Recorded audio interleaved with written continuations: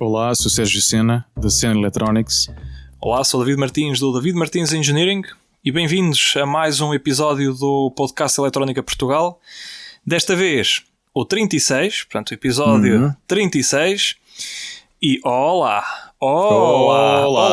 porque eu afinal sei escolher o microfone certo. Só que só em alguns episódios. Este totó no último episódio. Não, podias ter dito que estavas a fazer uma experiência radiofónica. Dentro de um túnel muito.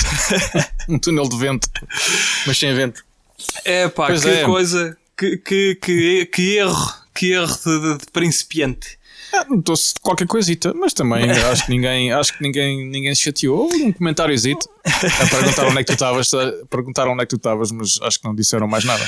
Estava dentro de um submarino a meter água já. Fartou-se meter água. Pois é, então como é que foi esta semana? Conta lá, tiveste aí experiências? Olha, sim, esta semana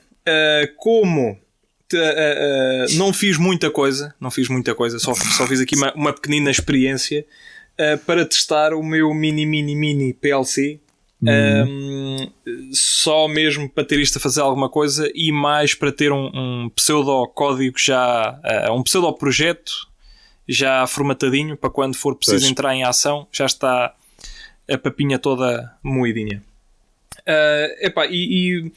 É engraçado, possivelmente isto quase toda a gente conhece este método, mas para quem não conhecer, olha, fica aí a dica.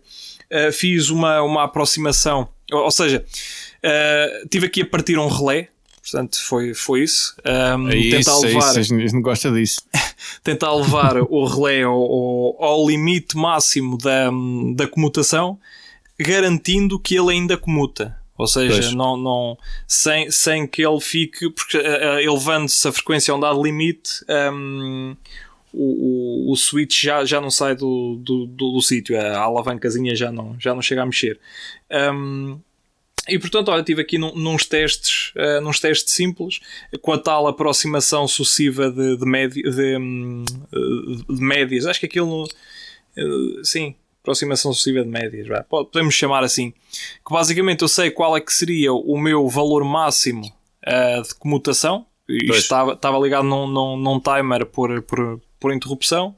Sei o mínimo, portanto o mínimo seria o máximo de contagens do timer, e isto é um método usado quando se quer encontrar com alguma rapidez um dado valor crítico. Costuma-se fazer isso, ou seja, aqui o truque é, vamos supor que eu poderia comutar entre 1 milissegundo e 100 milissegundos. Então, comutando a 100 milissegundos, o próximo passo seria comutar a 50 milissegundos, que seria metade. Se 50 milissegundos já não desse a comutação, eu deveria dividir, portanto, o 100, acharia o meio entre os 100 milissegundos e 50 milissegundos e iria comutar a 75 milissegundos. Se ainda assim, se a 75 milissegundos ele já funcionasse outra vez, iria comutar a meio do 75 e do 50 e por aí fora. Pronto, faço um loopzito pequeno com isto e encontras com muita velocidade, sem ter que fazer varrimento completo dos valores todos. Isto em meia dúzia de iterações chegas ao valor máximo. E é engraçado porque faz track. É giro. É giro. É engraçado. E foi o que se fez por cá. Mas isso foi para testar a tua plaquinha, então. Sim. Estavas certo. Foi para testar. Acho que nem dormiste. Não, ainda dormi descansadinho, pá. Não, porque isto já estava tudo. Já é tudo blocos testados de outros projetos, só que não tinha tudo condensado desta forma. Condensado desta forma, que é uma forma muito mais generalista do que todas as outras coisas que fiz, que é algo sempre muito mais específico para uma dada aplicação. Aqui ficou meio geral. Antes de dar a palavra, que eu já fazer aqui uma pequena correção sobre o episódio número 34 e 3. Perdoem-me que não sei qual qual deles será, se será o 33 ou será o 34. Sei que o anterior não foi, em que falámos que eu já tinha recebido as PCBs e que tínhamos falado do tal envio, e confundiu-se o que seria DPD. Ok, e então? Afinal, não, a DPD não tem a ver com a transportadora. Não? Não. Aquilo... o que é que aí vem? Então... Não, aquilo tem apesar da sigla ser a mesma, mas o DPD não tem a ver com a transportadora, tem a ver sim com o tipo de envio. E eu agora esqueci-me do que é que quer dizer a sigla. Mas pronto, eu sei que lembrei-me agora de repente que eu estava a reouvir o podcast de há uns episódios atrás, e sei que pronto, que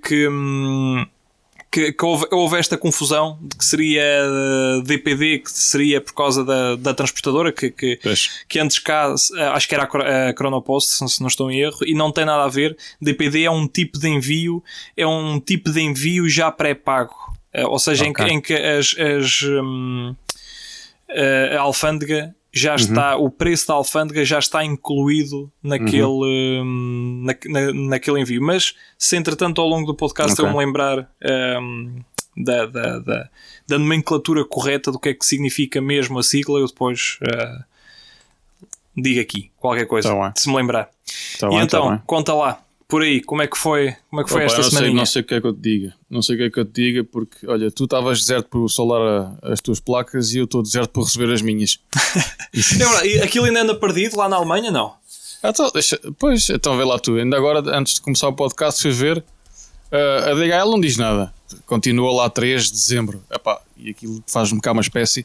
Vou ao site da JLC e sim, está lá o tráfego e de montes de dias e olha, tem parado em várias cidades, acabou em Leipzig.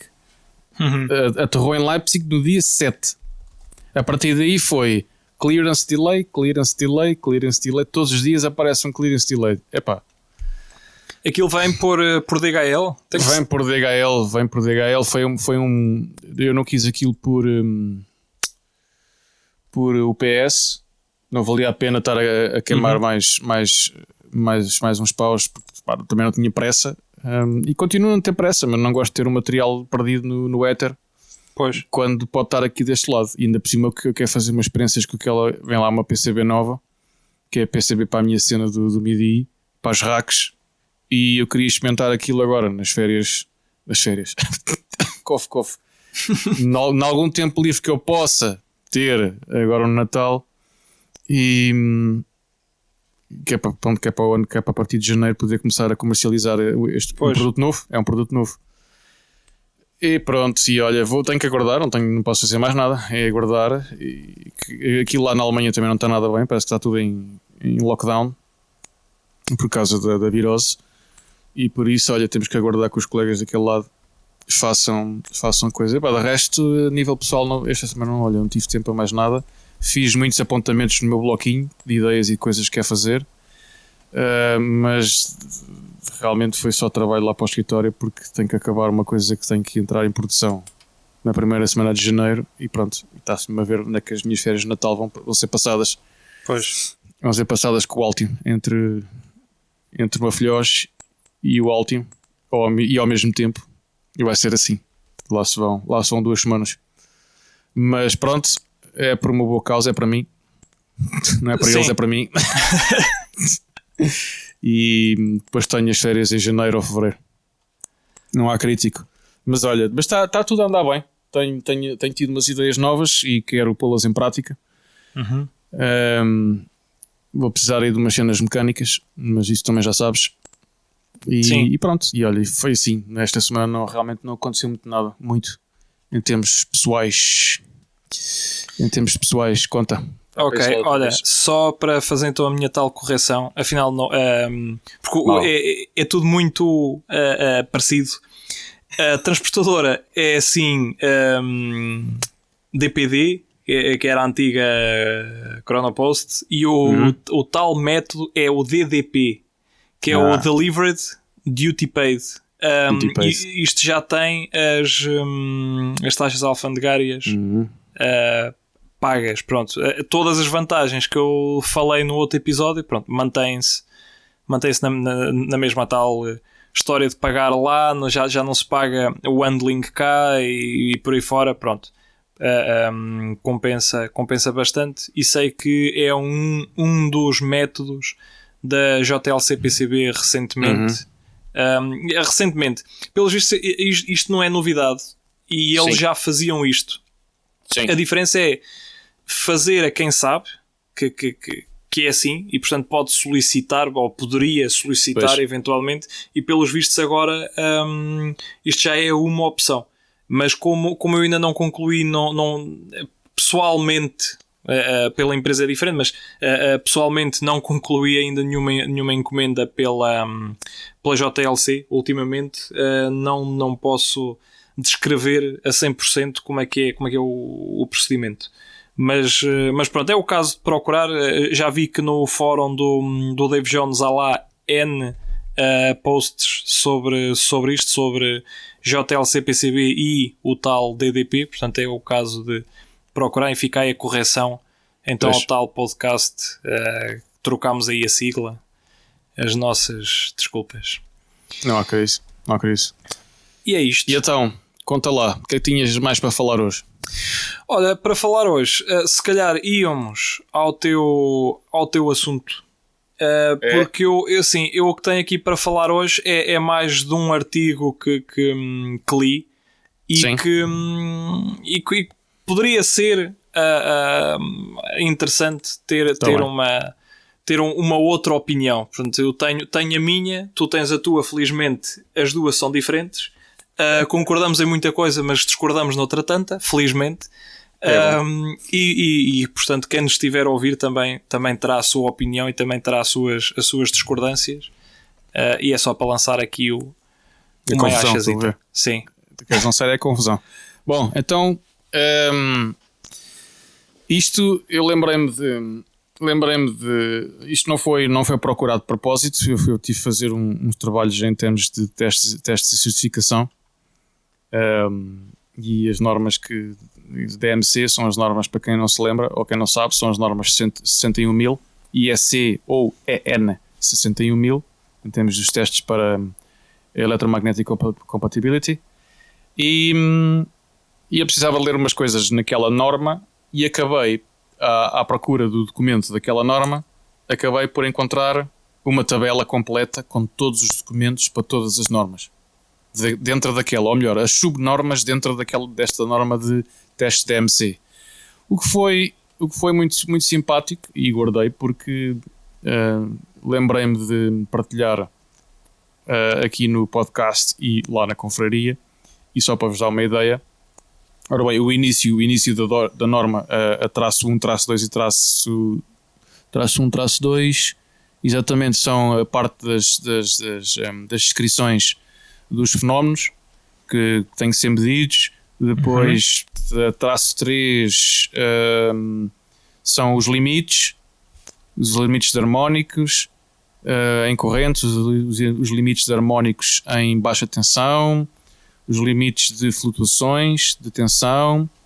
Depois, a traço 4 são as técnicas de teste e medida em DSD, radiados IRF, os transientes elétricos, os surges, que é os picos, as amenidades a perturbações conduzidas, mais, deixa cá ver, harmónicas e interharmónicas, medidas e instrumentações em fontes de alimentação. Depois o Power, isto é difícil de dizer em português, é Power Frequency Magnetic Field Immunity Test. Testes de medida em potência, testes de medida nos pulsos, os dump oscillator, ou seja, como é que se diz em português? Os dumped. Nos subamortecidos ou nos amortecidos. Sim, que tem o pico e depois aquilo faz uma harmónica desce. Ok, isso é o dumped. Depois é os voltage dips ou os cortes de tensão ou interrupções de tensão, os ringings, os harmónicos interharmónicos em AC e baixa frequência, depois os testes de imunidade conduzidos em frequências de 0 a 150 kHz, ripples em DC. Bom, isto tem aqui uma série de... Cada uma destas coisas que eu disse é um documento com um substandard, que é... Bom, tem aqui muita informação. Nós vamos deixar isto lá, esta tabela, lá o link da tabela no sítio habitual. A tabela não tem todos os documentos diretamente, mas pronto, vocês, uma pesquisa uma pesquisa na interweb encontra rapidamente o PDF, ou se não houver o PDF disponível, encontra o texto mais importante, que é aquilo que normalmente são. Estes documentos standard têm muita palha, e depois só uma ou duas páginas que realmente é que interessa, que é o sumo do teste. O resto são aquelas coisas habituais de capas e indexes e definições, etc, mas isso já sabemos.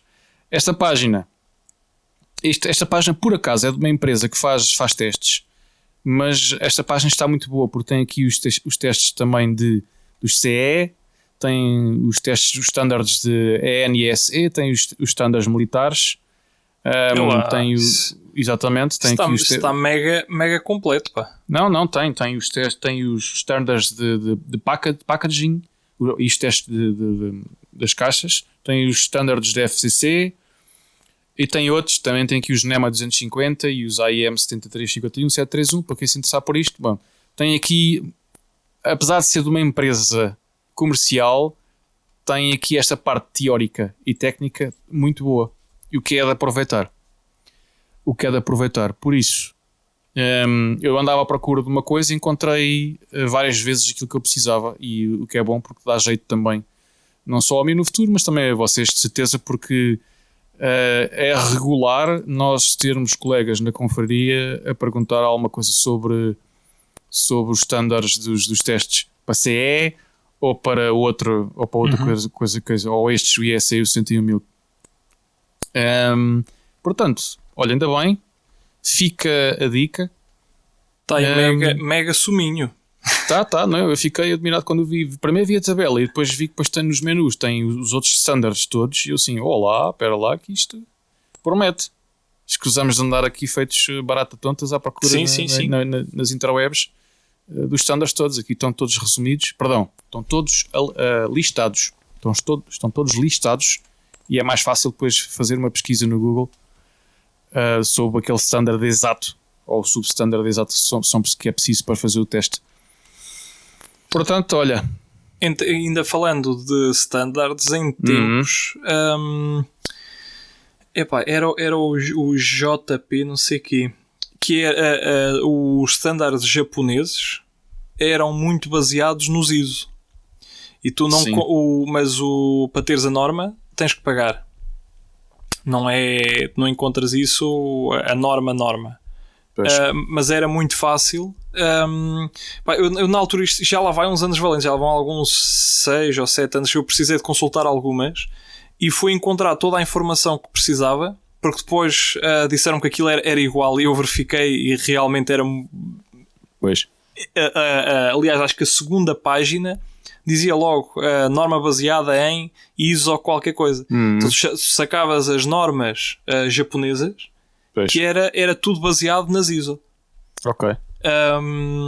E essas já era muito vulgar encontrar pelas interwebs deste mundo, e as ISOs já não é assim tão.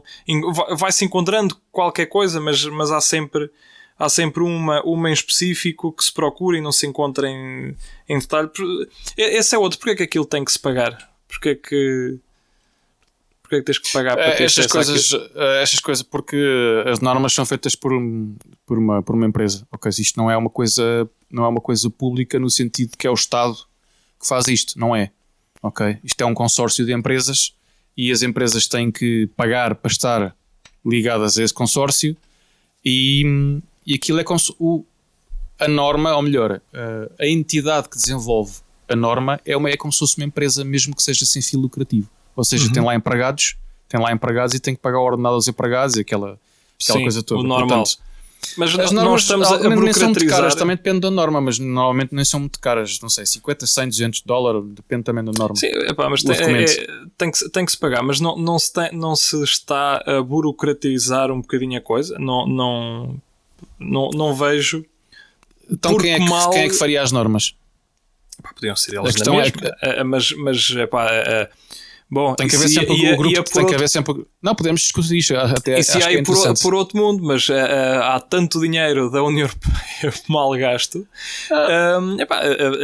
Estas normas. Aliás, existem algumas normativas que aí sim que é normativa da União Europeia e isso é tudo livre. Mas depois este tipo de normas não são. Tens que pagar. Estas e muitas outras. E vais aos Bluetooth e ao Wi-Fi e a Ethernet. É tudo o que é normas de comunicações. Bom, não é só comunicações. Mas aqui eu também andei à procura de normas sabes do que do outro dia como é que era aquilo para o fabrico de PCBs? Não eram os materiais. Falha-me agora a memória. Não era para stack. Bom, era uma coisa assim, tinha a ver com o fabrico, e cenas físicas e pronto, e aquilo era, quem desenvolveu aquilo foi o consórcio de não sei o quê, do PCB ou dos materiais, e pronto, lá está, é um consórcio, é como se fosse uma empresa privada, é tipo uma NGO, não é? É uma NGO, mas sem fins lucrativos, e pronto, tens de pagar para ter acesso àquilo. Primeiro, se queres. Depois ainda há outras coisas. Se queres vender o teu produto que tenha aquela norma, tens que fazer parte do consórcio e tens que fazer parte e tens que pagar a tua cotazinha. Quem não quiser fazer parte do consórcio, quiser só usar depois os módulos ou os produtos dessa empresa fabricante, só tem que pagar normalmente a normazita, o documento, não é? Mas, eu percebo o facto das pessoas não acharem porque é que temos que pagar por isto, mas deixa-me cá fazer aqui um bocado de advogado do diabo também, de que do outro lado estão pessoas a trabalhar, não é? Se aquilo é uma empresa sem fins lucrativos, algo tem que aparecer o pagamento de algum lado. Mas é claro que as empresas que estão no consórcio provavelmente poderiam suportar esse custo, mas isto aqui é uma faca de dois gumes, acho eu. É uma faca de dois legumes. Dois legumes.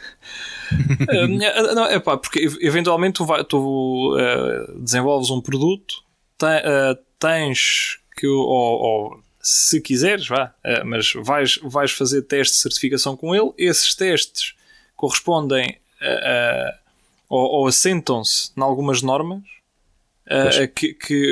aliás, os testes de certificação testam se o teu produto está em conformidade ou não com as normas a que lhe caberiam que lhe caberiam respeito ou não.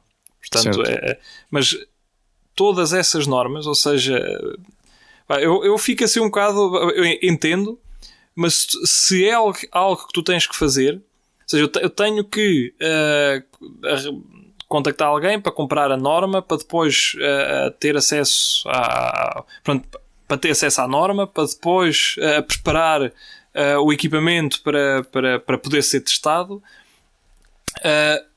ou então pelo menos que a entidade certificadora te facultasse as normas e era um custo deles. Compreendo, a sério, compreendo aquilo que estás a dizer e aliás, concordo contigo, não é? Mas assim, no fundo isto é como tu estares a estudar. Pois, agora se virarmos o caso, portanto, é como se tu estiveres a estudar, portanto, tu pagas para ir a uma entidade a estudar, portanto, pagas para estar na universidade. No entanto, os livros que tu precisas tens que os pagar também, portanto, não fica a custo da universidade. Pois, sim, vá lá, pondo isto de outra forma, sim, faz algum sentido, mas Não, estou a perceber, É uma faca de dois legumes. Ao mesmo tempo concordo contigo e pronto, e de vez em quando, e agora não, porque temos acesso facilitado às normas e aos documentos, mas quando não tínhamos tanta facilidade era aborrecido. Queria estar a fazer um trabalho e querias ver a norma porque precisavas de fazer pronto. Pois. Lembro-me quando estava a fazer coisas de alta tensão com os contadores elétricos, precisávamos da norma. Aquilo foi uma guerrilha para encontrar. Primeiro foi para conseguir o documento da norma e entrar em contacto.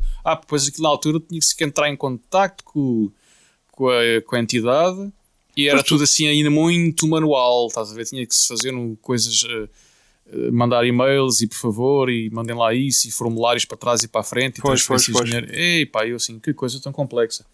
Mas agora não, agora está mais facilitado, ainda bem. Sim, nem tudo pode parar, pode ficar parado no tempo, mas sim, a parte burocrática ainda está lá. Mas lá está, por acaso está certo, mas é como dizes, é uma faca de 2 gumes ou de 2 legumes, corta legumes por cima e por baixo. Está muito bem. Conta-me lá o que tens aí. Olha, o que tenho aqui é mais uma discussão, quase uma discussão espiritual. Olá. Que é sobre o futuro o futuro energético, digamos assim, dos dispositivos IoT. Numa altura em que tudo caminha para o IoT, em que o IoT virou um chavão enorme com o peso que tem, e tudo se moldou para aquilo e por aí fora, continua a haver aqui uma componente essencial que continua, eu não quero dizer parada no tempo, mas continua muito restrito a um tipo de solução, que é como é que tu vais alimentar esses dispositivos e como é que garantes. Está bem que a eletrónica está cada vez mais eficiente, está cada vez mais low power, para quem souber trabalhar com ela, obviamente. Mas o tipo, a fonte de energia vai continuar a ser algum tipo de armazenamento local, uma bateria, uma bateria que pode ser dos vários tipos que há, mas passa muito por ser uma bateria ou nos casos mais de exterior, digamos assim, teres recurso a fotoelétrico, mas fica tudo um pouco por ali. Já há obviamente investigações e desenvolvimentos de harvesting noutro tipo de energias, mas pelo menos tudo aquilo que continua a ver continua muito ligado à bateria. E eu estava a ler isto porque ele trouxe aqui isto à discussão, porque a ARM, os tipos que fazem os micros, portanto, a ARM desenvolveu os IPs. Sim, os IPs, desenvolveu aquilo a que chamam Computational RFID, ou CRFID, que basicamente eles estão a desenvolver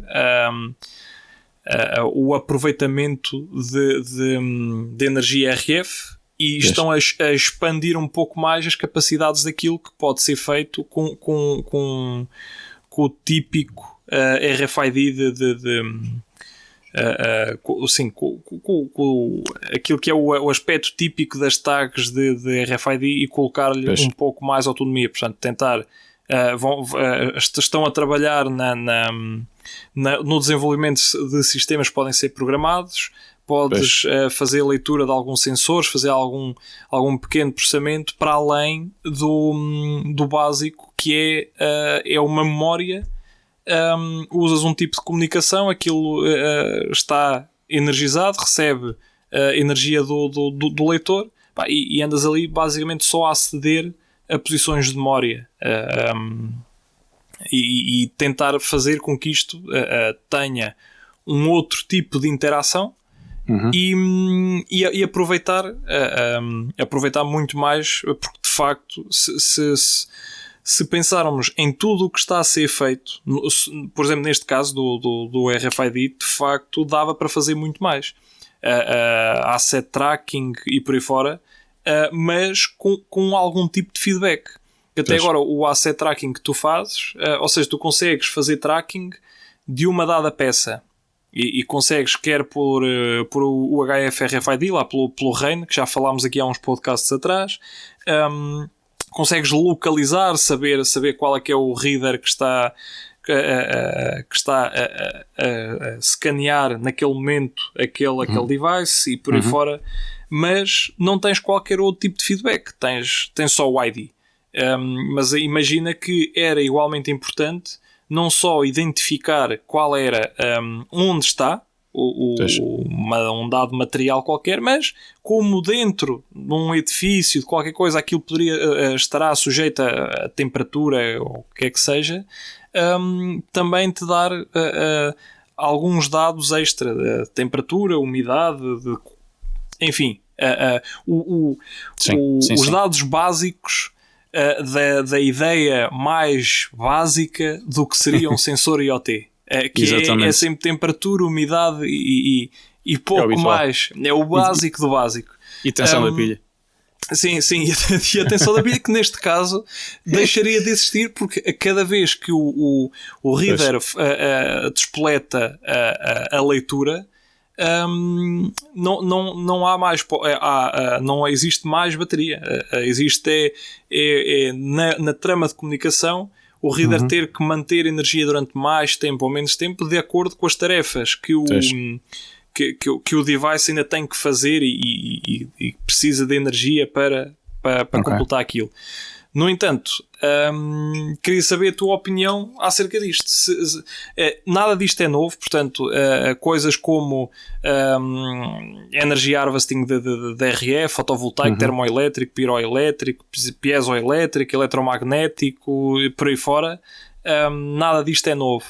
Mas, por outro lado, parece-me que não é muito aplicado. Sendo isto a solução perfeita, no caso de uma monitorização de um motor numa fábrica, que era o exemplo que se dava sempre. O motor vibra, tens oscilação, consegues fazer harvesting com piezoelétricos e por aí fora. Pronto. Claro que a complexidade é um pouco mais alta do que colocar lá a bateria, mas no entanto eventualmente tem um fim de vida. A bateria vai morrer, porque vai acabar e eventualmente tem que ser ou substituída ou recarregada.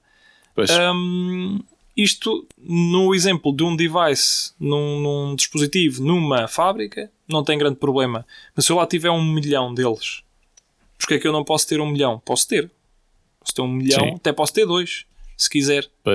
Trocar a bateria a 1 milhão ou 2 milhões de devices. Não vais fazer isso. Não vais. Porque na indústria é completamente incomportável. E mesmo sem já é uma dor de cabeça. Não pode ser. As coisas são ou estão cabeladas para ter energia constante, ou então tem que ser um método de energia de harvesting. Tem que ser um método de harvesting que seja fiável. Dos 2 métodos de harvesting que eu já usei e que tive excelentes resultados foram usei os chips da TI, da Texas, que eu acho que, salvo erro, acho que são os melhores harvesting low power em termos de chips que estão agora no mercado. Aquilo, alguns começam entre assim, nos 200 ou 300 milivolts, arrancam logo com o sistema. Portanto, se o nosso sensor, seja ele uma célula solar, seja ele seja ele térmico, como uma célula Peltier, seja os piesos, seja o de qualquer, a partir do momento em que o sensor consegue ter aquele sinal constante de 200, 300 milivolt, o chip consegue arrancar, tem um boot que faz o arranque da máquina, atenção, isto é uma máquina analógica que faz depois o DC-DC e depois o MPPT para ir buscar a energia que conseguir. Sim, obviamente o sensor pode ter aquela tensão, mas não ter potência nenhuma, ok? E não ter potência nenhuma, também há que ter isso em conta. Então, os melhores resultados que eu tive foi fiz sensores com célula fotoelétrica para uns tracas de pássaros. E aquilo funcionou muito giro, ficou muito giro. Isso é que continua a funcionar.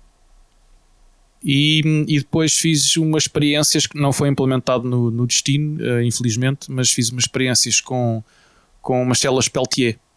Sei que havia uma coisa que era para automatizar, que tinha umas caldeiras com canos de água quente a passar, e aquilo era fácil, era cortar lá um cantinho daquela espuma, da espuma protetora, da espuma térmica, meter lá a célula Peltier. Pois. E pronto, o sensor ficava depois agarrado a qualquer lado e funcionou, em testes funcionou o suficiente para manter o sensor, para ir carregando o sensor, e de vez em quando quando tivesse a energia suficiente, a bateria, já não me lembro se era a bateria, se é um super capo, aquilo mandavam assim uns pacotes pelo ar, coisa muito rápida. Portanto, isto foram os testes que eu fiz outra coisa com uma microcélula solar, uma célula. Encontrei umas células em pacotes de SO8. Aquilo são 2 ou 3 volts com 80 microampere máximo. Mas foi o suficiente para eu fazer um teste de carga de um supercap. E aquele supercap, quando atingia aquela tensão, o micro depois dava um pescar de um LED rapidamente, que descarregava o supercap, claro, aquilo depois esborria tudo e aquilo ficou muito giro. A ideia de fazer aquilo, mais uma vez, infelizmente, depois o cliente não quis, era ter, porque havia bordos que apanhavam luz, e era para ter tudo em very low power, em super low power, e ter aquela microcélula na PCB soldada para alimentar só o suporte de vida, assim, entre aspas, né? O suporte de vida do microcontrolador e ali no supercap. Portanto, qual é o futuro? Assim, o futuro de usar a harvesting, tanto a nível industrial como a nível comercial e pessoal e doméstico? Eu acho que sim, eu acho que é o futuro. Principalmente porque nós vivemos numa nuvem de radiofrequência e de eletromagnetismo, e essa nuvem pode ser aproveitada para fazer algum harvesting, porque há muita energia de rádio que anda no ar que não é aproveitada. Sim. Literalmente ela não é aproveitada. Portanto, se for aproveitada por microantenas que estão naquela frequência e conseguem fazer o harvesting nem que seja microjoules, já nem vou dizer milijoules, mas microjoules é o suficiente para carregar um supercap ou outra coisa que seja, e fazer depois uma transmissão uma vez por dia, uma vez por semana, aquilo que for.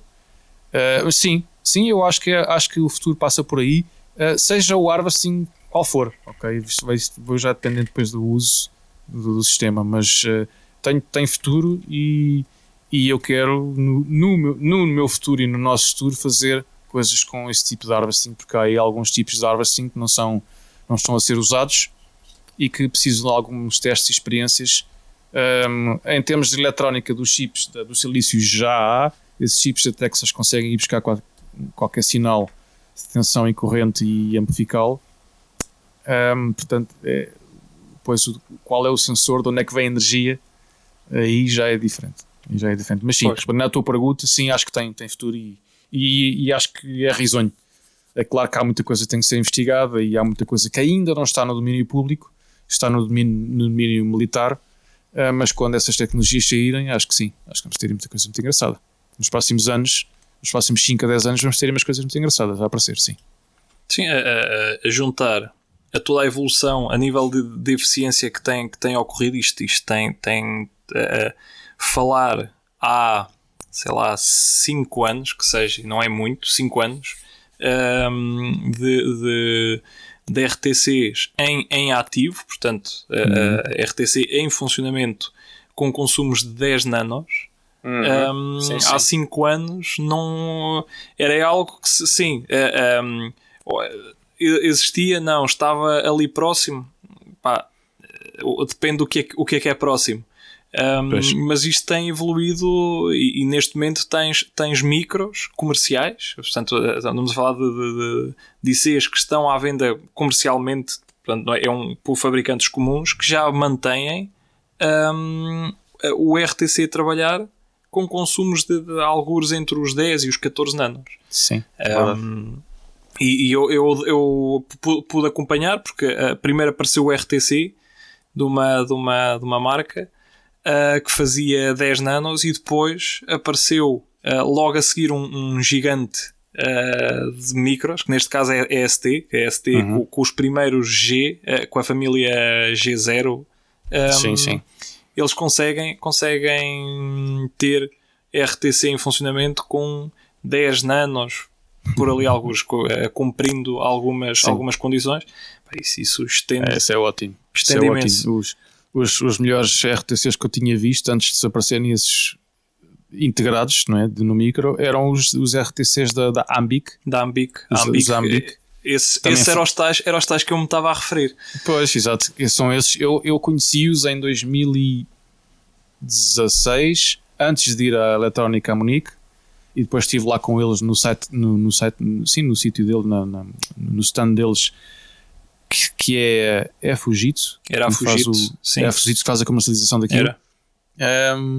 Por causa dos micros. Porque o micro, o primeiro micro deles era o mais baixo energia do mercado. Não havia nada naquilo. E continua a ser o micro que menos consome por megahertz que há no mercado. Mas é claro que não tem nem por sombras a qualidade de periféricos que, por exemplo, um ST tem. Mas pronto, cada um no seu contexto. Sim. Vamos, isto para falar estavas a falar nesses nanoamperes e eu lembrei-me a energia que é precisa para alimentar um LED com limão. Ora, liga o limão a um RTC, o RTC é capaz de ficar ali pelo menos um ano se o limão não secar, claro. Pois. Já viste? É impressionante.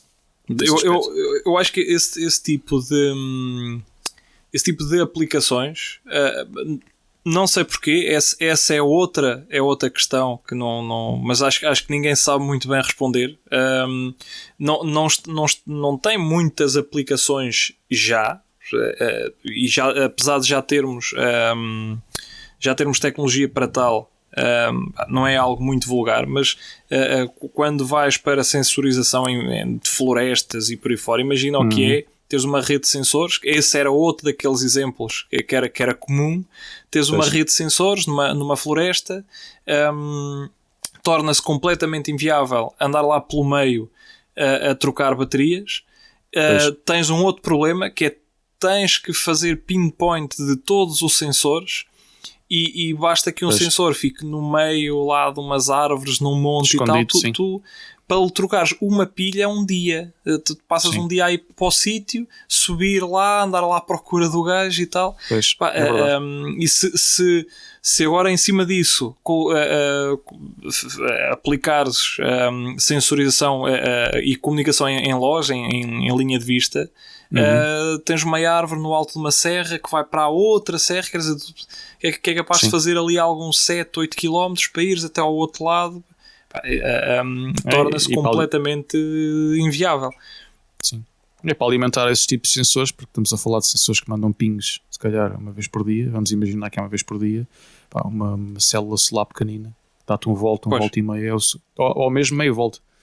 Ok, é mais que suficiente para te carregar depois para te fazer o boot do chip de harvesting, e depois para te carregar um super cap, que é o suficiente para no fim do dia, quando começa a anoitecer, manda o pacote para aquele dia e está feito.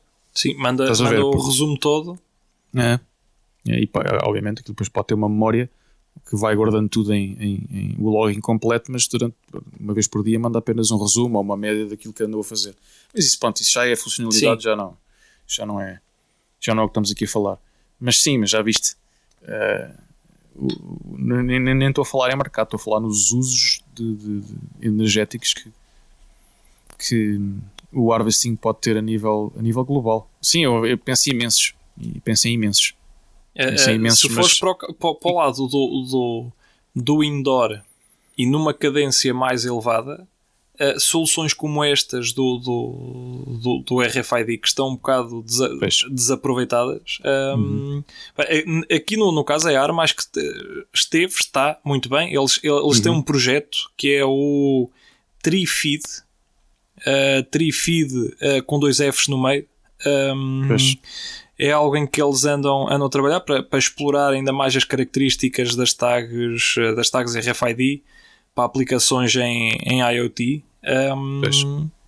E isto consegues ter a cadência que quiseres, porque sempre que o reader disparar, vais ter uma resposta do outro lado. Estás-lhe a dar energia, chega energia. No caso de ambientes exteriores, isto já se tornava não fazível. Não fazível neste modo. Mas no caso do RF, está lá sempre. Yeah. Está sempre lá. As estações, hoje em dia estamos numa nuvem. Sim, as estações emissoras de televisão, de rádio, se só focarmos nessas, tu tens energia em permanência.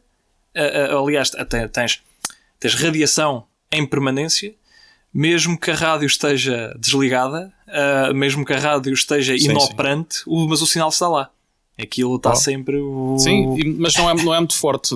Sinais fortes tens tu das células de telemóvel. Esses sim é que são sinais fortes que podem ser aproveitados. Sim.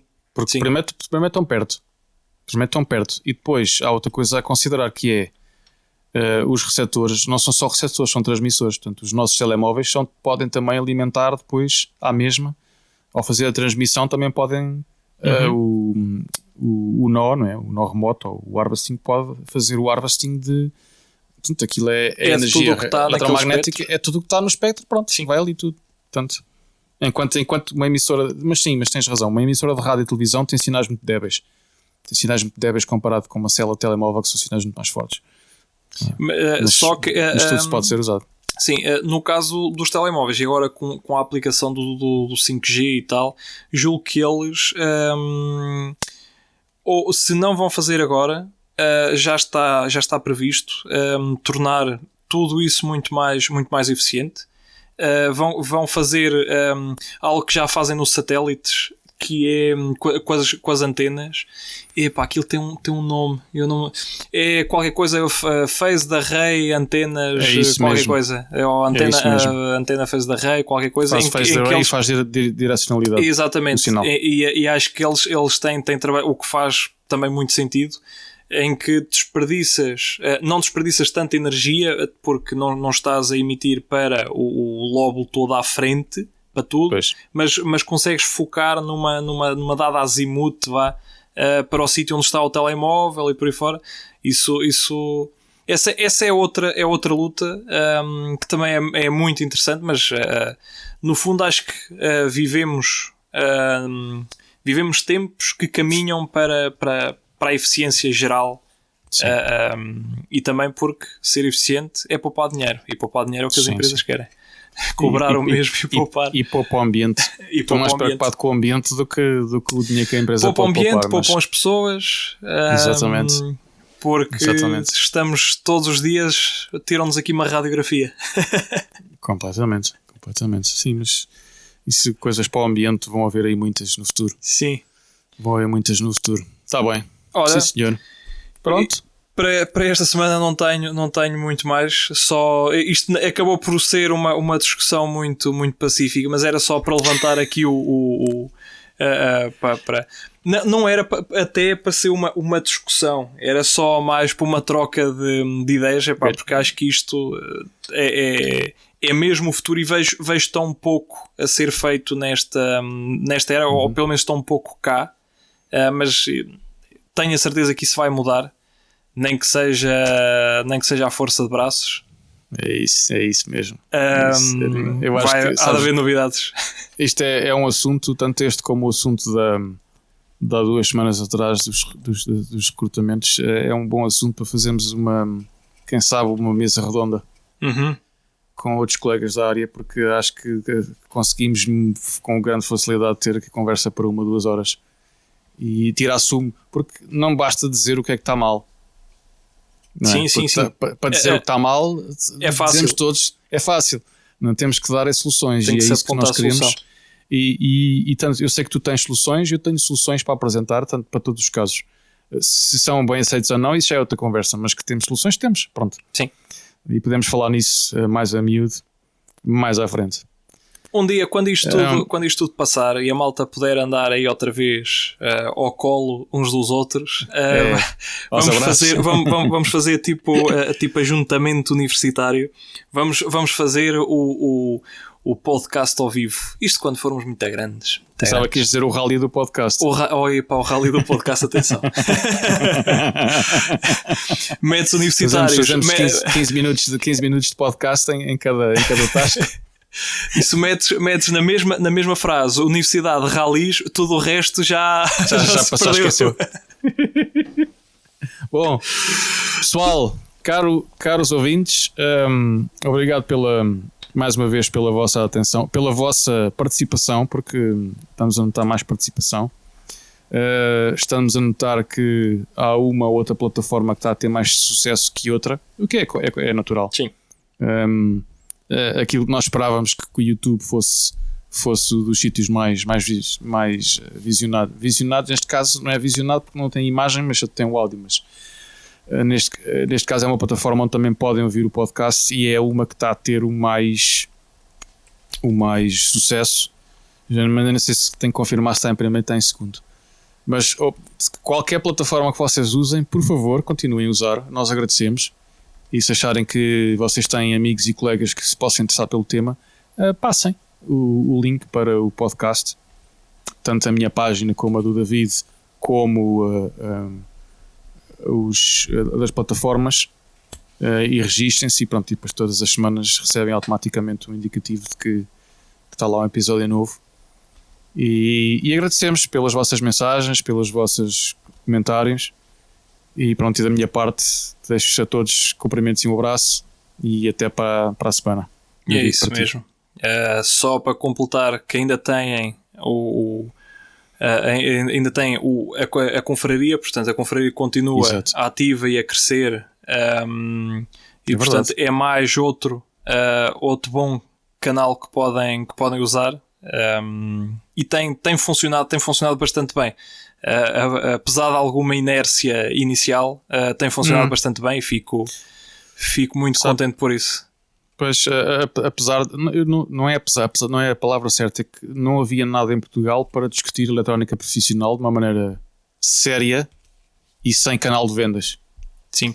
E a confraria apareceu há 10 anos, e acho que para mim está a ser um sucesso, porque fala-se de eletrónica profissional das várias vertentes e não há canal de vendas, e tem havido muita interajuda e discussão extremamente salutar entre todos os colegas, ou pelo menos os que participam, e eu acho isso muito, muito bom. Eu vejo o futuro bastante risonho para a confraria. Sem dúvida, aquelas trocas quase instantâneas de mensagens do estou à procura disto, está aqui um link, vê lá se te interessa, e por aí fora, trocas de mensagens no espaço de 5 minutos, há uma questão, há uma resposta, há uma ajuda, há um abraço amigo. Nessas alturas precisamos todos de um abraço, estamos tão sozinhos. Há um abraço amigo. Está muito bem. Olha, eu também não tenho mais nada para acrescentar. Muito obrigado a todos. Continuem a ouvir, façam-nos chegar sugestões aqui era. Façam-nos chegar mais sugestões, que é para o podcast é feito para vocês, por nós. Exato. E portanto, se não houver vocês, há só 2 tarolas a falar para o éter. Portanto, vamos fazer vamos meter mais tarolas a ouvir 2 tarolas. É isso. Está feito. Grande abraço, bom trabalho. Um abraço para todos.